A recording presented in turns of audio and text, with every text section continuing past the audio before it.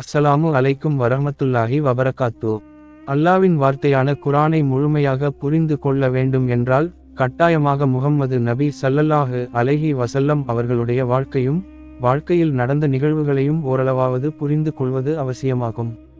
அதன் அடிப்படையிலேயே தமிழ் குரான் வகுப்பு எனும் இந்த யூடியூப் தளத்திலே நபிகளாரின் வாழ்க்கை வரலாறு அடங்கிய சுருக்கமான ஆதாரபூர்வமான தொகுப்பை பதிவிட்டு இருக்கிறோம்.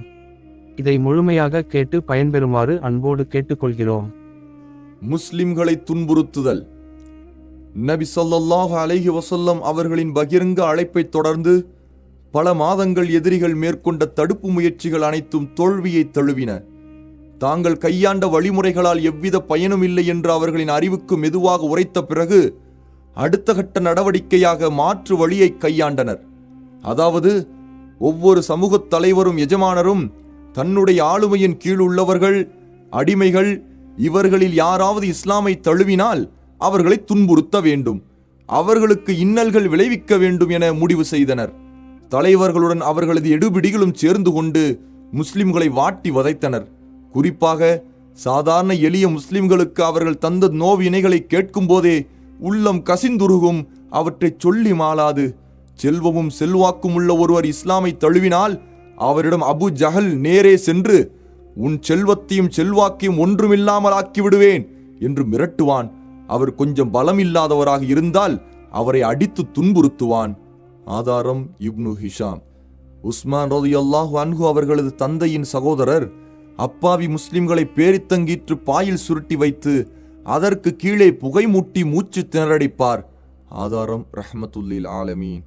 தனது மகன் முஸ்லிமாகிவிட்டதை அறிந்த முஸ்அப் இப்னு உமைர் ரலியல்லாஹு அன்ஹு அவர்களின் தாயார் அவருக்கு உணவு தண்ணீர் கொடுக்காமல் வீட்டிலிருந்து விரட்டிவிட்டார். மிக ஆடம்பரமாக வாழ்ந்து வந்த அவர் பெரும் துன்பத்தை அனுபவித்தார். பசி, பட்டினி என்ற வறண்ட வாழ்க்கையினால் அவர்களது மேனியின் தோல் சுருங்க ஆரம்பித்தது. ஆதாரம் அசதுல் காபா. சுஹைப் இப்னு சினான் ரலியல்லாஹு அன்ஹு நினைவிழக்கும் வரை கடுமையாக தாக்கப்படுவார். ஆதாரம் அசதுல் காபா. பிலால் ரலியல்லாஹு அன்ஹு அவர்கள் உமையா இப்னு கலஃபுடைய அடிமையாக இருந்தார்கள். உமையா அவர்களது கழுத்தில் கயிற்றை கட்டி சிறுவர்களிடம் கொடுப்பான். சிறுவர்கள் அவரை மக்காவின் கரடு முரடான மலைப்பாதைகளில் இழுத்துச் செல்வார்கள். கயிற்றின் அடையாளம் அவர்களது கழுத்தில் பதிந்துவிடும். அவர்கள் அஹது அஹது என்று சொல்லிக் கொண்டிருப்பார்கள். அஹது என்றால் இறைவன் ஒருவனே என்று பொருள். சில வேளைகளில் உமையா பிலாலை மிக இறுக்கமாக கட்டி தடியால் கடுமையாக தாக்குவான். பிறகு சூரிய வெப்பத்திலும் போடுவான். உணவளிக்காமல் பசியால் துடிக்க வைப்பான். சுட்டரிக்கும் சூரிய வெப்பத்தில் பாலைவன மணலில் கிடத்தி அவர்களது நெஞ்சின் மீது பாறாங்கல்லை தூக்கி வைப்பான். அப்போது பிலாலை நோக்கி, அல்லாஹ்வின் மீது சத்தியமாக நீ சாக வேண்டும் அல்லது முஹம்மதின் மார்க்கத்தை நிராகரித்து லாத் உஸ்ஸாவை வணங்க வேண்டும், அதுவரை நீ இப்படியேதான் இருப்பாய், உன்னை விடவே மாட்டேன் என்பான். அதற்கு பிலால் ரலியல்லாஹு அன்ஹு அஹது அஹது என்று சொல்லிக்கொண்டே, இந்த அஹது என்ற வார்த்தையை விட உனக்கு ஆவேசத்தை உண்டு பண்ணும் வேறொரு வார்த்தை எனக்கு தெரிந்தால் நான் அதையே கூறுவேன் என்பார்கள். ஒரு நாள் பிலால் ரலியல்லாஹு அன்ஹு சித்திரவதைக்கு உள்ளாகி இருக்கும்போது அவர்களை கடந்து சென்ற அபூபக்கர் ரலியல்லாஹு அன்ஹு அவர்கள் ஒரு ஹபிஷி அடிமையை கிரயமாக கொடுத்து பிலால் ரலியல்லாஹு அன்ஹு அவர்களை வாங்கி உரிமை விட்டார்கள், விடுதலை செய்தார்கள். சிலர் 5 அல்லது 7 ஊக்கியா வெள்ளிக்கு பகரமாக வாங்கி உரிமை விட்டார்கள் என்று கூறுகின்றனர். ஆதாரம் இப்னு ஹிஷாம். அம்மார் இப்னு யாசிர் ரலியல்லாஹு அன்ஹு அவர்களது தகப்பனார் யாசிர், தாயார் சுமையா ஆகிய மூவரும் மக்ஜும் குலையைச் சேர்ந்த அபு ஹுதைஃபா இப்னு முகீரா என்பவனின் அடிமைகளாக இருந்தார்கள். மூவரும் இஸ்லாமை தழுவினார்கள். இந்த மூவரையும் அபுஜஹல் தலைமையில் ஒரு கூட்டம் அப்தக் என்ற இடத்துக்கு அழைத்துச் சென்று மதிய வேளையில் சுடு மணலில் கிடத்தி கடுமையாக சித்திரவதை செய்தனர். இதனை கண்ட நபி ஸல்லல்லாஹு அலைஹி வஸல்லம் அவர்கள், யாசிரின் குடும்பத்தாரே, பொறுமையை மேற்கொள்ளுங்கள், உங்களுக்கு சொர்க்கம் வாக்களிக்கப்பட்டுள்ளது என ஆறுதல் கூறினார்கள். நிராகரிப்பவர்களின் வேதனையாலேயே யாசிர் ரலியல்லாஹு அன்ஹு அவர்கள் இறந்து விட்டார்கள். வயது முதிர்ந்து இயலாதவராக இருந்த அம்மாரின் தாயாரான சுமையா பின்த் கையாத் ரலியல்லாஹு அன்ஹா அவர்களை அபு ஜஹல் அவர்களது பெண்ணுறுப்பில் ஈட்டியால் குத்தி கொலை செய்தார். இவரே இஸ்லாமிற்காக உயிர் நீத்த முதல் பெண்மணி ஆவார்கள். அவர்களது மகனாரான அம்மாரை பாலைவன சுடு மணலில் கிடத்தி நெஞ்சின் மீது பாறாங்கல்லை வைத்தும் நினைவிழக்கும் வரை தண்ணீரில் மூழ்கடித்தும் சித்திரவதை செய்தனர். முகம்மதை திட்ட வேண்டும் அல்லது லாத் உஸ்ஸாவை புகழ வேண்டும், அப்போதுதான் உன்னை இந்த தண்டனையிலிருந்து விடுவிப்போம் என்று கூறினார்கள். வேதனை தாளாத அம்மார் ரலியல்லாஹு அன்ஹு அவர்கள் நிராகரிப்பவர்களின் கட்டளைக்கு இணங்கிவிட்டார். அதற்கு பின் நபி ஸல்லல்லாஹு அலைஹி வஸல்லம் அவர்களிடம் வந்து அழுது மன்னிப்பு கோரினார். அப்போது அல்லாஹ் பின்வரும் வசனத்தை இறக்கி அருளினான். ஆதாரம் இப்னு ஹிஷாம். ஆகவே எவரேனும் நம்பிக்கை கொண்டதன் பின்னர் அல்லாஹுவை நிராகரித்தால் அவனை பற்றி கவனிக்கப்படும். அவனுடைய உள்ளம் நம்பிக்கையை கொண்டு முற்றிலும் திருப்தி அடைந்தே இருக்க, எவனுடைய நிர்பந்தத்தின் மீதும் அவன் இவ்வாறு நிராகரித்தால் அவன் மீது யாதொரு குற்றமும் இல்லை. எனினும் அவனுடைய உள்ளத்தில் நிராகரிப்பை நிறைந்திருந்து இவ்வாறு செய்தால் அவன் மீதும் அல்லாஹுடைய கோபம்தான் ஏற்படும். அவனுக்கு கடுமையான வேதனையும் உண்டு. அல் குர்ஆன் அத்தியாயம் 16 வசனம் 106.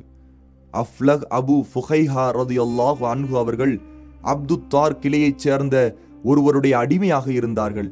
இவரது இரு கால்களையும் சங்கிலியால் பிணைத்து ஆடைகளை கலற்றிவிட்டு சுடுமணலில் குப்புற கிடத்தி அசையாமல் இருக்க பெரும் பாறையை முதுகின் மீது வைத்து சுய நினைவை இழக்கும் வரை அவரை அதே நிலையில் விட்டு விடுவார்கள். இவ்வாறான கொடுமைகள் தொடர்ந்தன. ஒருமுறை அவரது கால்களை கயிற்றால் பிணைத்து சுடுமணலில் கிடத்தி கழுத்தை நெரித்தார்கள். அவர் சுய நினைவை இழந்தவுடன் இறந்து விட்டார் என எண்ணி விட்டு விட்டார்கள். அப்போது அவ்வழியாக வந்த அபூபக்கர் ரலியல்லாஹு அன்ஹு அஃப்லகை விலைக்கு வாங்கி உரிமை விட்டார்கள். ஆதாரம் அசதுல் காபா. கப்பாப் இப்னு அரத் ரலியல்லாஹு அன்ஹு அவர்கள் உம்மு அன்மார் என்ற பெண்ணின் அடிமையாகவும் கொல்லர் பணி செய்பவர்களாகவும் இருந்தார்கள். அவர் இஸ்லாமை தழுவியதை அறிந்த எஜமானி பழுக்க காய்ச்சப்பட்ட இரும்பால் அவர்களது தலையிலும் முதுகிலும் சூடிட்டு முஹம்மதின் மார்க்கத்தை விட்டுவிடு என்று கூறுவாள். ஆனால் இவ்வாறான வேதனைகளால் அவர்களது ஈமானும் மன உறுதியுமே அதிகரித்தது. உம்மு அன்மார் மட்டுமின்றி ஏனைய நிராகரிப்பவர்களும் அவரது முடியை பிடித்துழுப்பார்கள், கழுத்தை நெரிப்பார்கள், நெருப்பு கங்குகளின் மீது அவரை படுக்க வைப்பார்கள். அந்த நெருப்பு அவரை உடலை பொசுக்க, அப்போது இடுப்பிலிருந்து கொழுப்பு உருகி ஓடி நெருப்பை அணைத்துவிடும். ஆதாரம் அசதுல் காபா. ரோம் நாட்டைச் சேர்ந்த அடிமையான ஜின்னீரா ரலியல்லாஹு அன்ஹா என்ற பெண்மணி இஸ்லாமை ஏற்றதற்காக பலவிதமான கொடுமைக்கு ஆளானார். அப்போது கண்ணில் ஏற்பட்ட காயத்தின் காரணமாக பார்வையை இழந்தார். இவரது கண்ணை லாத் உஸ்ஸா பறித்து விட்டன என்று நிராகரிப்பவர்கள் கூறினார்கள். அதற்கு ஜின்னீரா, நிச்சயமாக இல்லை, அல்லாஹுவின் மீது சத்தியமாக இது அல்லாஹுவின் புறத்திலிருந்து ஏற்பட்டது. அவன் நாடினால் எனக்கு நிவாரணம் அளிப்பான் என்று கூறினார். மறுநாள் அவர்களது பார்வையை அல்லாஹ் சரி செய்தான். அதை கண்ட குறைஷியர்கள் இது முஹம்மதின் சூனியத்தில் ஒன்று என கூறினார்கள். ஆதாரம் இப்னு ஹிஷாம். உம்மு உபைஸ் ரலியல்லாஹு அன்ஹா என்ற பெண்மணி அஸ்வத் இப்னு அப்து யகூஸ் என்பவனின் அடிமையாக இருந்தார்கள். இவன் நபி ஸல்லல்லாஹு அலைஹி வஸல்லம் அவர்களின் கொடும் விரோதியாகவும் நபி அவர்களை பரிகசிப்பவனாகவும் இருந்தான். அவன் உம்மு உபைஸை கொடூரமாக வேதனை செய்தான்.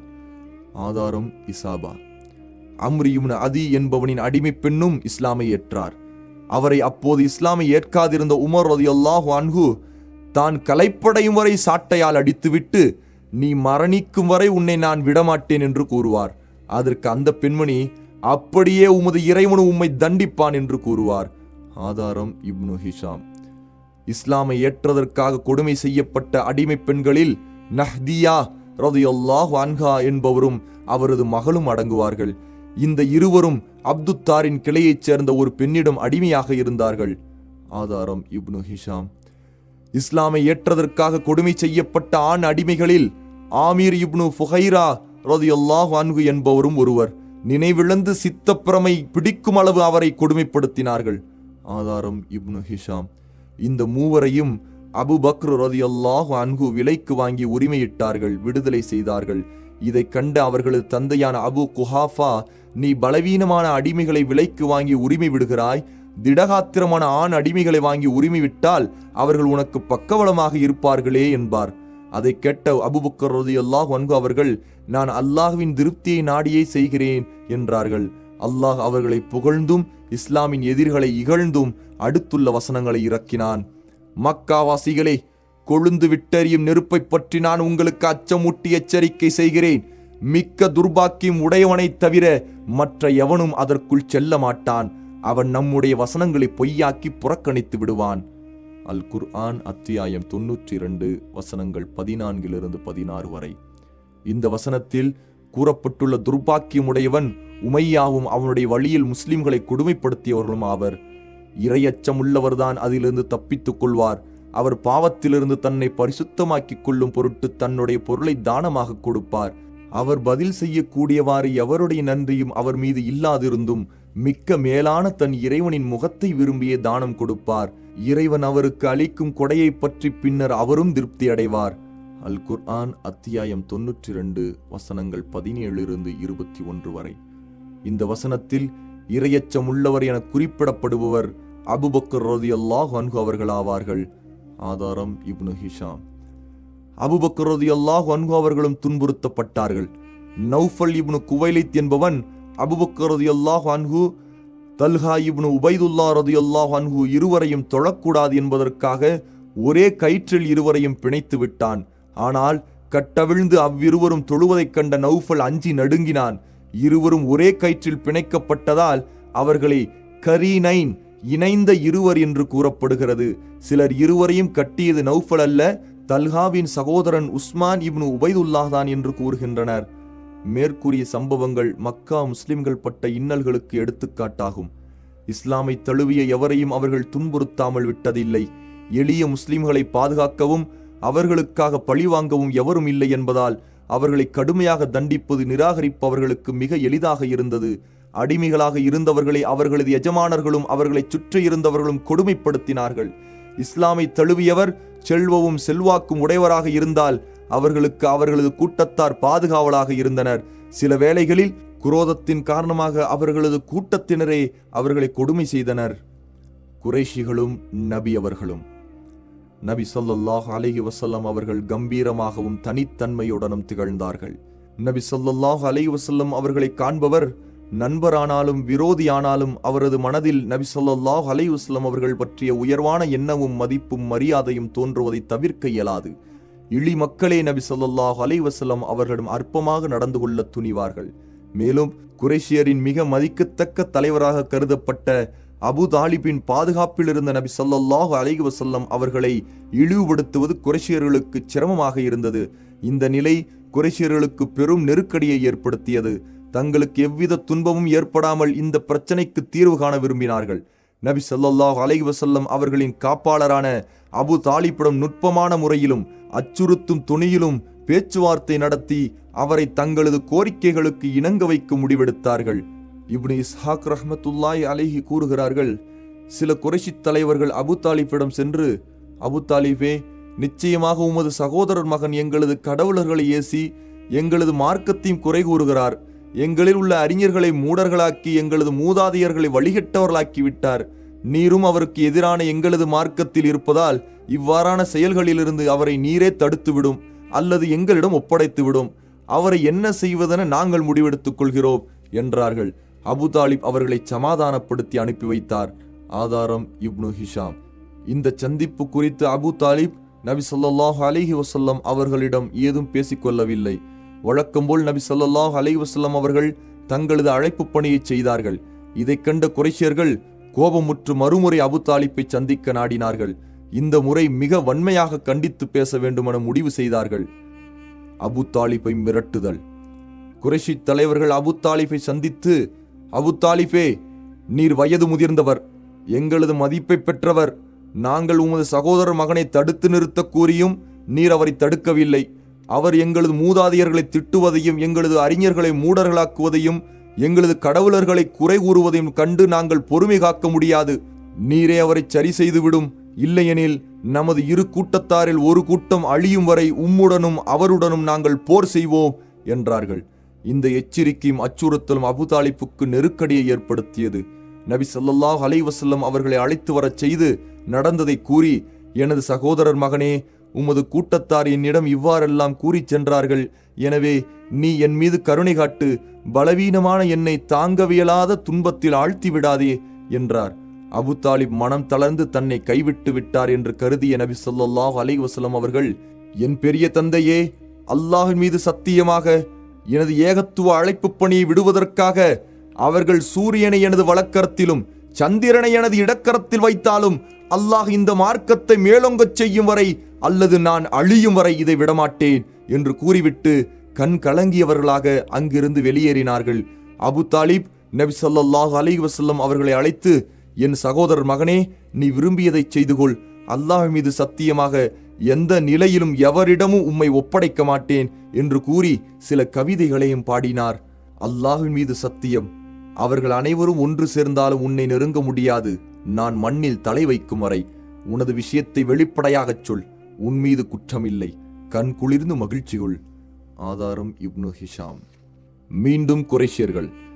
நபி ஸல்லல்லாஹு அலைஹி வஸல்லம் தங்களது ஏகத்துவ அழைப்பை நிறுத்தாமல் தொடர்வதைக் கண்ட குறைஷியர்கள், அபு தாலிப் முகம்மதை கைவிட மறுத்து நம்மை பிரியவும் விரோதித்துக் கொள்ளவும் துணிந்து விட்டார் என்பதை அறிந்து கொண்டார்கள். அவர்கள் வலீதின் மகன் அமாராவை அழைத்துக் கொண்டு அபு தாலிபிடம் வந்தனர். அபு தாலிபே, இந்த வாலிபர் குறைஷியரில் சிறப்பாக வளர்க்கப்பட்ட அழகிய வாலிபர். அவரது சகல உரிமைகளும் உமக்கு உரியது. இவரை உமது மகனாக வைத்துக்கொண்டு உமது மார்க்கத்திற்கும் உமது மூதாதையர்களின் மார்க்கத்திற்கும் முரண்பட்டு உமது கூட்டத்தாரிடையே பிளவை ஏற்படுத்தி அவர்களின் அறிஞர்களை மூடர்களாக்கி உமது சகோதரர் மகனை எங்களிடம் ஒப்படைத்து விடும். ஒருவருக்கொருவர் என சரியாகிவிடும். நாங்கள் அவரை கொன்று விடுகிறோம் என்றார்கள். அவர்களிடம் அபு தாலிப் மிகுந்த கோபத்துடன், அல்லாஹ்வின் மீது சத்தியமாக உங்களது பேரம் மிக மோசமானது. உங்கள் பிள்ளையை என்னிடம் ஒப்படைப்பீர்கள், அதை நான் ஊட்டி வளர்க்க வேண்டும். எனது மகனை உங்களிடம் நான் ஒப்படைப்பேன், நீங்கள் அவரை கொலை செய்வீர்கள். அல்லாஹ்வின் மீது ஆணையாக இது ஒருபோதும் நடக்காது என்று கூறினார். அதற்கு முத்தஈம் இப்னு அதி, அப்து மனாஃபின் கொள்ளு பேரர், அபு தாலிபே, உமது கூட்டத்தினர் உமக்கு நீதமான தீர்வை கூறி நெடுக்களிலிருந்து உம்மை விடுவிக்க முயன்றனர். ஆனால் நீர் அதில் எதையும் ஒப்புக்கொள்ள தயாராக இல்லையே என்றார். அதற்கு அபு தாலிப், அல்லாஹ்வின் மீது ஆணையாக நீங்கள் நீதம் காட்டவில்லை. முத்தஈமே, நீ என்னை கைவிட்டு விட்டு எனக்கு எதிராக இக்கூட்டத்தினரை தூண்டி விடுகிறாய். அவர்களுக்கு உதவி செய்ய விரும்புகிறாய். நீ விரும்பியதை செய்து கொள் என்று கோபமாக கூறினார். ஆதாரம் இப்னு ஹிஷாம். அபு தாலிபின் மூலமாக நபி ஸல்லல்லாஹு அலைஹி வஸல்லம் அவர்களின் அழைப்பு பணியை முடக்கிவிட வேண்டும் என்ற தங்களது திட்டத்தில் தோல்வியுற்ற குறைஷியர்கள் நபி ஸல்லல்லாஹு அலைஹி வஸல்லம் அவர்களிடமிருந்து அபு தாலிப் தானாக விலகிக் கொள்ளும் சூழ்நிலையை உருவாக்க திட்டமிட்டார்கள். நபி அவர்கள் மீது அத்துமீறல். நபி ஸல்லல்லாஹு அலைஹி வஸல்லம் அவர்களுக்கு நபித்துவம் அருளப்பட்டு அழைப்பு பணியை தொடங்கும் வரை குறைஷியர்கள் அவர்களை தங்களில் மதிக்கத்தக்க நபராகவே கருதி வந்தார்கள். அழைப்பு பணியை தொடங்கியதும் அவர்கள் சூழ்நிலையை கருத்தில் கொண்டு நபி ஸல்லல்லாஹு அலைஹி வஸல்லம் அவர்கள் மீது அத்துமீறாது இருந்தார்கள். தற்பெருமையும் ஆணவமும் கொண்டிருந்த அவர்களால் நபி ஸல்லல்லாஹு அலைஹி வஸல்லம் அவர்களின் செயல்பாடுகளை நீண்ட நாள் சகித்துக் கொண்டிருக்க முடியவில்லை. குறைஷி தலைவர்களில் ஒருவனான அபு லஹப் அழைப்பு பணியின் முதல் நாளிலிருந்தே நபி ஸல்லல்லாஹு அலைஹி வஸல்லம் அவர்களிடம் கடும் பகைமை காட்டி வந்தான் என்பதை ஹாஷிம் கிளையாரின் சபையிலும் சஃபா மலை நிகழ்ச்சியிலும் நாம் அறிந்திருக்கிறோம். நபித்துவத்திற்கு முன் நபி ஸல்லல்லாஹு அலைஹி வஸல்லம் அவர்கள் தங்களின் மகள்கள் ருக்கையா, உம்மு குல்சும் ரலியல்லாஹு அன்ஹா அவர்களை அபுலஹபின் மகன்களான உத்பா, உதைபாவுக்கு மணமுடித்து கொடுத்திருந்தார்கள். நபி ஸல்லல்லாஹு அலைஹி வஸல்லம் அவர்கள் ஏகத்துவ பிரச்சாரத்தை தொடங்கியதும் அபுலஹப் தனது மகன்களை நிர்பந்தித்து விவாகரத்து செய்ய வைத்து விட்டான். ஆதாரம் இப்னு ஹிஷாம்.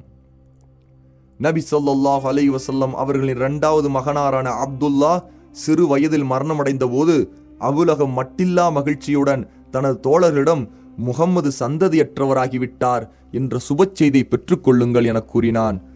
ஆதாரம் தஃப்சீர் இப்னு கசீர்.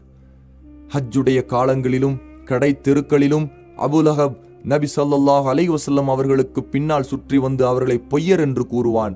அது மட்டுமல்லாமல் இரத்தம் கொட்டும் வரை அவர்களது பிடரியில் பொடி கற்களால் அடித்து கொண்டே இருப்பான். ஆதாரம் கன்ஜுல் உம்மால். அபுலஹபின் மனைவியும் அபு சுஃபியானின் சகோதரியுமான உம்மு ஜமீல் நபி ஸல்லல்லாஹு அலைஹி வஸல்லம் அவர்களுக்கு நோவினை கொடுப்பதில் தனது கணவனை விட குறைந்தவளும் அல்ல, சளைத்தவளும் அல்ல. முட்களை நபி ஸல்லல்லாஹு அலைஹி வஸல்லம் செல்லும் பாதையிலும் அவர்களது வீட்டின் வாசலிலும் வைத்து விடுவாள். மிக கெட்டவளான இவள் எந்த நேரமும் நபி ஸல்லல்லாஹு அலைஹி வஸல்லம் அவர்களை ஏசி பேசிக் கொண்டிருந்தாள். பல பொய்களை பரப்பிக்கொண்டே இருப்பாள். நபி ஸல்லல்லாஹு அலைஹி வஸல்லம் அவர்களுக்கு எதிராக குழப்பம் விளைவித்துக் கொண்டும் பிரச்சனையின் நெருப்பை மூட்டிவிட்டு கொண்டும் இருப்பாள். இதனால்தான் அல் குர்ஆன் அவளை ஹம்மாலத்தல் ஹத்தப், விறகை சுமப்பவள் என்று வர்ணிக்கிறது. தன்னை பற்றியும் தனது கணவனை பற்றியும் குர்ஆனின் வசனம் இறங்கியதை அறிந்து அவள் நபி ஸல்லல்லாஹு அலைஹி வஸல்லம் அவர்களிடம் வந்தாள். அப்போது நபி ஸல்லல்லாஹு அலைஹி வஸல்லம் அவர்களும் அபூபக்கரும் ரலியல்லாஹு அன்ஹு காபத்துல்லாவிற்கு அருகில் உட்கார்ந்திருந்தார்கள். அவளது கையில் குளவிக்கல் இருந்தது. இருவருக்கும் அருகில் அவள் வந்தவுடன் அவளது பார்வையை நபி ஸல்லல்லாஹு அலைஹி வஸல்லம் அவர்களை பார்க்க முடியாமல் அல்லாஹ் பறித்து விட்டான். அபூபக்கரை பார்க்க முடிந்த அவளால் நபி ஸல்லல்லாஹு அலைஹி வஸல்லம் அவர்களை பார்க்க முடியவில்லை. அபூபக்கரே, உமது தோழர் எங்கே? அவர் என்னை கவிதைகளில் ஏசுகிறார் என்று எனக்கு தெரிய வந்துள்ளது. அல்லாஹ்வின் மீது ஆணையாக அவரை நான் பார்த்தால் இக்குளவிக்கல்லால் அவரது வாயிலேயே அடிப்பேன். அறிந்துகொள், அல்லாஹ் மீது ஆணையாக எனக்கும் நன்றாக கவி பாடத் தெரியும் என்று கூறிய பின் அடுத்து வரும் கவிதையை படித்தான். இழிவுக்குரியவரைத்தான் நாங்கள் ஏற்க மறுத்தோம், அவரது கட்டளையை புறக்கணித்தோம், அவருடைய மார்க்கத்தையும் வெறுத்தோம். பிறகு அவள் திரும்பிச் சென்று விட்டாள். அப்போது அபூபக்கர் ரலியல்லாஹு அன்ஹு அவர்கள், அல்லாஹ்வின் தூதரே, அவள் உங்களை பார்த்ததை நீங்கள் பார்க்கவில்லையா என வினவ, அவள் என்னை பார்க்கவில்லை, அல்லாஹ் என்னை பார்க்க முடியாமல் அவளது பார்வையை மறைத்து விட்டான் என நபி ஸல்லல்லாஹு அலைஹி வஸல்லம் அவர்கள் கூறினார்கள். ஆதாரம் இப்னு ஹிஷாம். இந்த சம்பவம் பற்றி முஸ்னத் பஸார் எனும் நூலின் அறிவிப்பில் வருவதாவது, அவள் அபூபக்கரிடம் வந்து, அபூபக்கரே, உங்கள் தோழர் என்னை கவிதையில் திட்டுகிறார் என்றாள். அதற்கு அபூபக்கர் ரலியல்லாஹு அன்ஹு அவர்கள், இந்த வீட்டின் இறைவன் மீது சத்தியமாக அவருக்கு கவிதை பாடத் தெரியாது என்று கூறினார்கள். ஆம், நீங்கள் சரியாகத்தான் கூறினீர்கள் என்று கூறிவிட்டு சென்று விட்டாள். நபி ஸல்லல்லாஹு அலைஹி வஸல்லம் அவர்களின் தந்தையின் சகோதரனாகவும் நபி ஸல்லல்லாஹு அலைஹி வஸல்லம் அவர்களின் அண்டை வீட்டுக்காரனாகவும் இருந்த அபு லஹபும் இவ்வாறே செய்து கொண்டிருந்தான். அவனது வீடு நபி ஸல்லல்லாஹு அலைஹி வஸல்லம் அவர்களின் வீட்டுடன் இணைந்திருந்தது.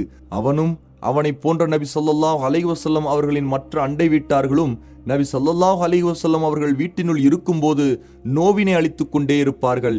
இப்னு இஸ்ஹாக் ரஹ்மத்துல்லாஹி அலைஹி கூறுகிறார்கள், நபி ஸல்லல்லாஹு அலைஹி வஸல்லம் வீட்டினுள் இருக்கும்போது நபி அவர்களின் அண்டை வீட்டார்களான அபு லஹப், ஹக்கம் இப்னு அபுல் ஆஸ் இப்னு உமையா, உக்பா இப்னு அபி முஈத், அதி இப்னு ஹம்ராஹ், சகஃபி இப்னுல் அஸ்தா ஆகியோர் எப்போதும் நபி ஸல்லல்லாஹு அலைஹி வஸல்லம் அவர்களுக்கு மிகுந்த வேதனை அளித்து வந்தனர். இவர்களில் ஹக்கம் இப்னு அபுல் ஆஸை தவிர வேறு யாரும் இஸ்லாமை ஏற்றுக்கொள்ளவில்லை. தொழுது கொண்டிருக்கும் போது ஆட்டின் குடலை நபி ஸல்லல்லாஹு அலைஹி வஸல்லம் அவர்களை நோக்கி வீசுவார்கள். நபி ஸல்லல்லாஹு அலைஹி வஸல்லம் அவர்கள் வீட்டில் சமைப்பதற்காக சட்டியை வைக்கும் போது அதில் ஆட்டு குடலை போடுவார்கள். இதற்காகவே இவர்களிலிருந்து தன்னை மறைத்துக் கொள்வதற்காக ஒரு சுவரை ஏற்படுத்தி கொண்டார்கள். இவர்கள் அசுத்தங்களை தூக்கி எறியும் போது அதை குச்சியில் வெளியே எடுத்து வந்து தனது வீட்டு வாசலில் நின்ற வண்ணம், அப்து மனாஃபின் குடும்பத்தினரே, இதுதான் அண்டை வீட்டாருடன் மேற்கொள்ளும் ஒழுக்கமா என்று கேட்டு அதை ஒரு ஓரத்தில் தூக்கி வீசுவார்கள் நபி ஸல்லல்லாஹு அலைஹி வஸல்லம் அவர்கள். ஆதாரம் இப்னு ஹிஷாம். உக்பா இப்னு அபு முஈத் விஷமத்தனத்தில் எல்லை மீறி நடந்து கொண்டான். இதை பற்றி ஒரு சம்பவத்தை இப்னு மஸ்ஊத் ரலியல்லாஹு அன்ஹு அவர்கள் அறிவிக்கின்றார்கள். நபி ஸல்லல்லாஹு அலைஹி வஸல்லம் அவர்கள் காபாவுக்கு அருகில் தொழுது கொண்டிருந்தார்கள். அபூஜஹலும் அவனது கூட்டாளிகளும் அங்கு குழுமியிருந்தார்கள். அவர்கள் தங்களுக்குள், நம்மில் ஒருவர் இன்ன குடும்பத்தாரின் ஒட்டகங்கள் அறுக்குமிடத்திற்கு சென்று அங்குள்ள குடலை எடுத்து வந்து முஹம்மது சுஜூதிற்கு, அதாவது சிரம்பணிதலுக்கு சென்ற பின் அவரது முதுகில் வைக்க வேண்டும், யார் அதனை செய்வது என்று கேட்டனர்.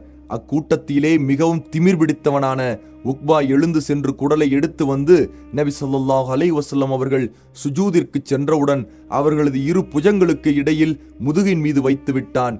இதை நான் பார்த்து கொண்டிருந்தேன். என்னால் எதுவும் செய்ய முடியவில்லை. எனக்கு தடுக்கும் சக்தி இருந்திருக்க வேண்டுமே. அவர்கள் தங்களுக்குள் மமதையாகவும் ஏளனமாகவும் ஒருவர் மீது ஒருவர் சாய்ந்து விழுந்து விழுந்து சிரித்தனர்.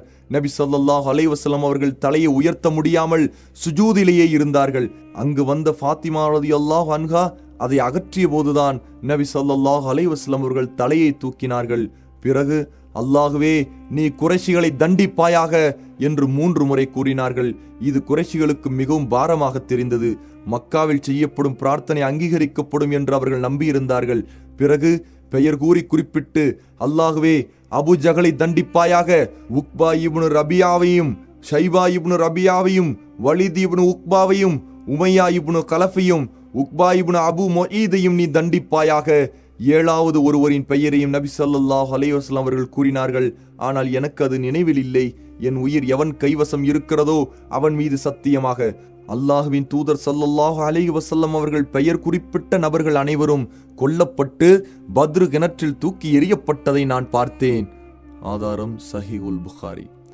உமையா இப்னு கலஃப் அல்லாஹ்வின் தூதர் ஸல்லல்லாஹு அலைஹி வஸல்லம் அவர்களை பார்க்கும் போதெல்லாம் பகிரங்கமாக திட்டிக் கொண்டும் மக்களிடம் அவர்களை பற்றி ரகசியமாக குறை பேசிக் கொண்டும் இருப்பான். இவன் விஷயமாகத்தான் சூரத்துல் ஹுமஸாவின் முதல் வசனம் இறங்கியது. குறை கூறி புறம்பேசி திரிபவர்களுக்கெல்லாம் கேடுதான். அல் குர்ஆன் அத்தியாயம் 104 வசனம் 1. இப்னு ஹிஷாம் ரஹ்மத்துல்லாஹி அலைஹி கூறுகிறார்கள், ஹுமஸா என்றால் பகிரங்கமாக ஒருவரை ஏசுபவன், கண் சாடையில் குத்தலாக பேசுபவன். லுமஸா என்றால் மக்களை பற்றி ரகசியமாக குறைகளை பேசுபவன். ஆதாரம் இப்னு ஹிஷாம். உமையாவின் சகோதரன் உபை இப்னு கலஃபும் உக்பாவும் நபி ஸல்லல்லாஹு அலைஹி வஸல்லம் அவர்களுக்கு நோவினை அளிப்பதில் ஒரே அணியில் இருந்தார்கள்.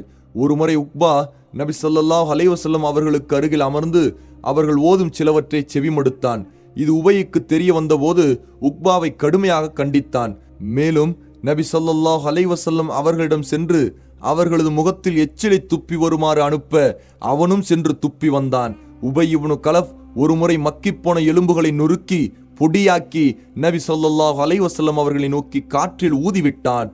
ஆதாரம் இப்னு ஹிஷாம். அக்னஸ் இப்னு ஷரீக் என்பவனும் நபி ஸல்லல்லாஹு அலைஹி வஸல்லம் அவர்களை நோவினை செய்தவர்கள் ஒருவனாவான். இவனை பற்றி குர்ஆனில் இவனிடமிருந்த 9 குணங்களுடன் கூறப்பட்டுள்ளது. நபியே, எடுத்ததற்கெல்லாம் சத்தியம் செய்யும் அந்த அற்பமானவனுக்கு நீங்கள் வழிபடாதீர்கள். அவன் எப்பொழுதும் புறம்பேசி குற்றம் கூறி கோள் சொல்வதையே தொழிலாக கொண்டு திரிபவன். அவன் எப்போதுமே நன்மையான காரியங்களை தடை செய்யும் வரம்பு மீறிய பெரும் பாவி, கடின சுபாவமுள்ளவன். இதற்கு மேலாக அவன் மக்களிலும் ஈனன். அல் குர்ஆன் அத்தியாயம் 68 வசனங்கள் 10-13 வரை. அபுஜஹல் சில சமயம் நபி ஸல்லல்லாஹு அலைஹி வஸல்லம் அவர்களிடம் வந்து குர்ஆனுடைய வசனங்களை செவிமடுத்துச் செல்வான். ஆனால் நம்பிக்கை கொள்ளவோ அடிபணியவோ மாட்டான். ஒழுக்கத்துடனோ அச்சத்துடனோ நடந்து கொள்ளவும் மாட்டான். தனது சொல்லால் நபி ஸல்லல்லாஹு அலைஹி வஸல்லம் அவர்களுக்கு நோவினை அளிப்பதுடன் அல்லாஹுவின் வழியில் இருந்து பிறரை தடுத்தும் வந்தான். தனது இச்செயலை புகழ்ந்து பேசுவதற்குரிய நற்காரியம் என்று எண்ணி அகந்தையுடனும் மமதையுடனும் நடந்து செல்வான். இவனை பற்றியே பின்வரும் குர்ஆன் வசனங்கள் இறங்கின. அவனோ அல்லாஹுடைய வசனங்களை உண்மையாக்கவும் இல்லை, தொழவும் இல்லை. ஆயினும் அவன் அவற்றை பொய்யாக்கி வைத்து தொழாதும் விலகிக் கொண்டான். பின்னர் கர்வம் கொண்டு தன் குடும்பத்துடன் தன் வீட்டிற்கு சென்று விட்டான். அல் குர்ஆன் அத்தியாயம் 75 வசனங்கள் 31-33 வரை. நபி ஸல்லல்லாஹு அலைஹி வஸல்லம் அவர்களை கண்ணியமிகு பள்ளியில் தொழுதவர்களாக பார்த்த தினத்திலிருந்தே அங்கு தொழுவதிலிருந்து நபி ஸல்லல்லாஹு அலைஹி வஸல்லம் அவர்களை தடுத்து வந்தான். ஒரு முறை நபி ஸல்லல்லாஹு அலைஹி வஸல்லம் அவர்கள் மகாம் இப்ராஹிமிற்கு அருகில் தொழுததை பார்த்த அவன், முஹம்மதே, நான் உன்னை இதிலிருந்து தடுத்திருக்கவில்லையா என்று கூறி கடுமையாக எச்சரித்தான். அதற்கு நபி ஸல்லல்லாஹு அலைஹி வஸல்லம் அவர்களும் தக்க பதில் கூறி அவனை அதட்டினார்கள். அதற்கு அவன், முஹம்மதே, எந்த தைரியத்தில் நீ என்னை மிரட்டுகிறாய்? அல்லாஹ் மீது ஆணையாக இந்த ஓடையில் வசிப்போரில் நானே பெரிய சபையுடையவன், ஆதரவாளர்களை கொண்டவன் என்பது உனக்கு தெரியாதா என்றான். அப்போது, ஆகவே அவன் தன் உதவிக்காக தன் சபையோரை அழைக்கட்டும், நாமும் அவனை நரகத்திற்கு அனுப்ப நரகத்தின் காவலாளிகளை அழைப்போம். அல் குர்ஆன் அத்தியாயம் 96 வசனங்கள் 17-18 ஆகிய வசனங்களை அல்லாஹ் இறக்கினான்.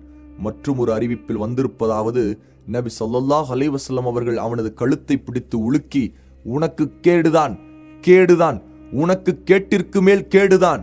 அல் குர்ஆன் அத்தியாயம் 75 வசனங்கள் 34-35 என்ற வசனத்தை கூறினார்கள். அதற்கு அல்லாஹுவின் விரோதியாகி அவன், முஹம்மதே, என்னையா நீ எச்சரிக்கிறாய்? நீயும் சரி, உனது இறைவனும் சரி, என்னை ஒன்றும் செய்துவிட முடியாது. மக்காவில் 2 மலைகளுக்கிடையில் நடந்து செல்பவர்களில் நானே மிக பெரும் பலசாலி என்று கூறினான். ஆதாரம் தஃப்சீர் இப்னு கசீர். இவ்வாறு கண்டித்ததற்கு பிறகும் கூட அபுஜஹல் தனது மடமையிலிருந்து சுதாரித்துக் கொள்ளாமல் தனது கெட்ட செயலை தீவிரமாக்கிக் கொண்டே இருந்தான். இதை பற்றி ஒரு சம்பவத்தை அபு ஹுரைரா ரலியல்லாஹு அன்ஹு அவர்களின் வாயிலாக இமாம் முஸ்லிம் ரஹ்மத்துல்லாஹி அலைஹி அறிவிக்கிறார்கள். முஹம்மத் உங்களுக்கு முன்னிலையில் தனது முகத்தை மண்ணில் வைத்து தேய்க்கிறாராமே என்று அபுஜஹல் கேட்டான். குழுமியிருந்தவர்கள் ஆம் என்றனர்.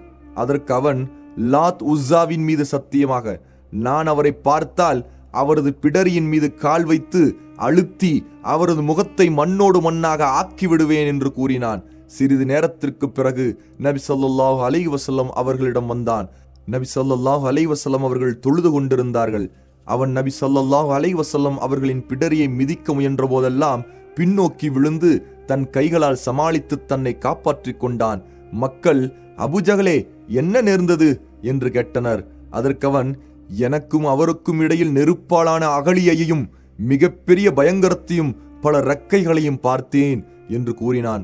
பிறகு நபி ஸல்லல்லாஹு அலைஹி வஸல்லம் அவர்கள், அவன் எனக்கருகில் நெருங்கி இருந்தால் வானவர்கள் அவனுடைய ஒவ்வொரு உறுப்பையும் ராவியிருப்பார்கள், பீத்து எரிந்திருப்பார்கள் என்று கூறினார்கள்.